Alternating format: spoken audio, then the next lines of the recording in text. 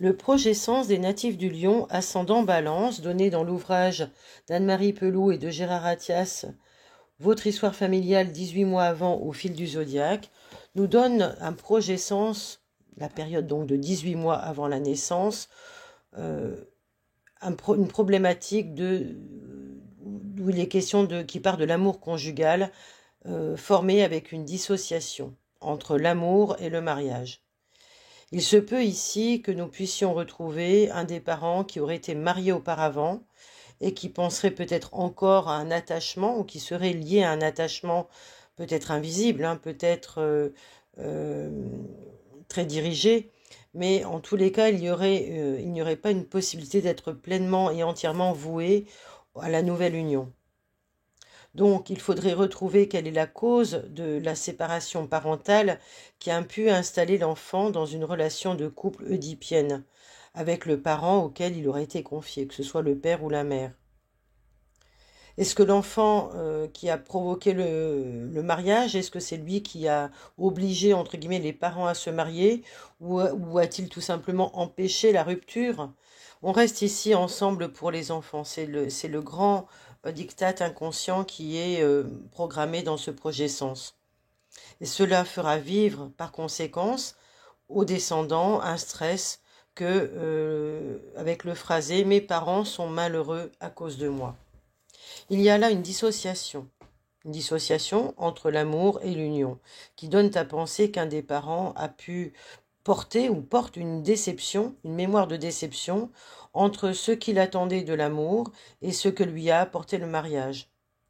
Et ça a été plus que fréquent, et certainement pas uniquement chez les lions ascendant Balance. Il a pu y avoir beaucoup de dissociations de ce type. Mais ici, les auteurs nous disent qu'à moins qu'il ne soit amoureux ailleurs, le parent ne peut être pleinement destiné à son partenaire et à son conjoint. Cela pourra se traduire par des phénomènes de coqueluche et puis bien sûr des difficultés dans la vie d'adulte à vivre l'amour dans le mariage. Peut-être que l'amour sera au contraire indissociable d'une vie de couple. En tous les cas, la phrase sera étudiée. Et dans ce rapport de signes, nous chercherons aussi des histoires familiales dans lesquelles un des conjoints est obligé d'élever l'enfant de l'autre. C'est le cas des familles recomposées ou d'un autre, peut-être par adoption ou d'un enfant adultérin, que cela soit conscient ou non. Il faudrait retrouver dans ce clan qui a pu avoir des douleurs au coccyx. Ce clan garde la mémoire d'un mariage forcé. Il y a un stress qui se manifeste donc par un problème concernant l'annulaire. L'annulaire, c'est là où on porte l'anneau du mariage, donc l'alliance, pardon.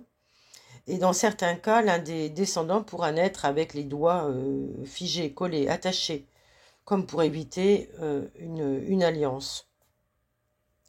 Alors, est-ce qu'il y a aussi dans le couple parental ou dans un couple parental un parent qui aime moins que l'autre et que cela soit flagrant et que l'un des deux se laisse aimer un cœur pour deux, son conjoint n'existant que par l'adoration qu'il lui voue? Vous voyez, c'est un petit peu le côté narcissique qui peut ressortir par l'immaturité, d'ailleurs dysfonctionnelle, des protagonistes. La réussite par l'union ici peut aussi s'exprimer. Alors là, c'est le versant positif, mais elle exprime l'idée qu'un membre de ce clan s'est élevé socialement par le mariage. Donc cette famille représente peut-être des acteurs avec des différences sociales entre les conjoints. Il peut y avoir une névrose de classe, il peut y avoir des amours ancillaires aussi, entraînant un ressenti peut-être de dévalorisation, ou peut-être même de, entre guillemets, prostitution légale. Il faudrait creuser parce que peut-être que ces informations-là sont valables à certains niveaux de l'arbre généalogique. Ces problèmes divers touchant au mariage se manifesteront par des hémorroïdes. En réponse à la question « Est-ce que je me marie ?» Eh bien là, on voit apparaître des fistules anales qui parleront d'un mariage rafistolé. Elles surviendront lors de ruptures émotionnelles et même professionnelles. La profession, c'est la rupture de contrat si on se sépare. Euh, il peut y avoir donc bien sûr des choses qui soient problématiques au niveau des associations, des alliances. Par exemple, s'il y a une association de deux amis qui s'associent pour créer une entreprise, eh bien ces deux associés peuvent se fâcher à un moment donné pour répondre à l'injonction de stress engrammée dans le projet Sens. Ce penchant concernant l'union ou les associations va révéler une réelle dépendance à l'autre, sans lequel eh bien, l'acteur se dit « je ne vaux rien ».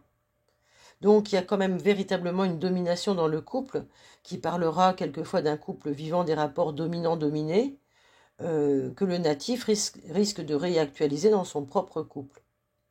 Il y a des choix qui obligent à se soumettre ou à soumettre les autres. Donc il pourra rester dans le triangle de Karpman, victime, bourreau, persécuteur, sauveur, et s'inscrire dans une lutte incessante pour ne pas se sentir dominé. Donc si jamais c'était cela la problématique la plus importante, on pourrait rapporter cela à ces mémoires transgénérationnelles.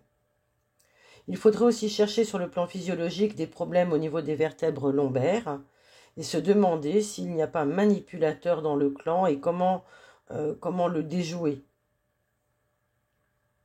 Dans l'histoire généalogique du clan, il y a pu y avoir aussi des fiancés, des promis qui n'ont pas pu se faire oublier. Hein, si les fiançailles ont été rompues de façon dramatique par la guerre ou par des accidents, les descendants seront dans la dévalorisation peut-être. Et surtout par le manque de confiance en la vie, auquel viendra s'ajouter peut-être, si les fiançailles ont été rompues par les protagonistes ou les familles, par un sentiment de dévalorisation ou d'humiliation. C'est cela qui va entraîner un sentiment de persécution, de rejet. Sur le plan physique, il faudra toujours penser au problème avec un fiancé en cas de pathologie rénale. Toujours avec la balance, il y aura la notion de compromis. Quels sont les compromis qui ont été indigestes au niveau du transgénérationnel? Est-ce que ce couple de signes révèle un tempérament artistique poussé vers la beauté et l'esthétique, mais qui aurait pu être entaché, on va dire, hein, parce qu'il y aurait un conflit qui se révélerait à ce moment-là. Donc il faudrait voir s'il y a eu des artistes empêchés dans cette généalogie. Si vous souhaitez prolonger l'étude donc de votre projet Sens par une étude en mémoire cellulaire avec l'astrologie et votre thème astral, bien sûr, vous pouvez me contacter en prenant contact avec les coordonnées qui sont en dessous de ce podcast. En attendant, je vous remercie pour votre écoute, vos partages, vos commentaires qui sont de précieux témoignages le plus souvent. Merci à vous et à bientôt.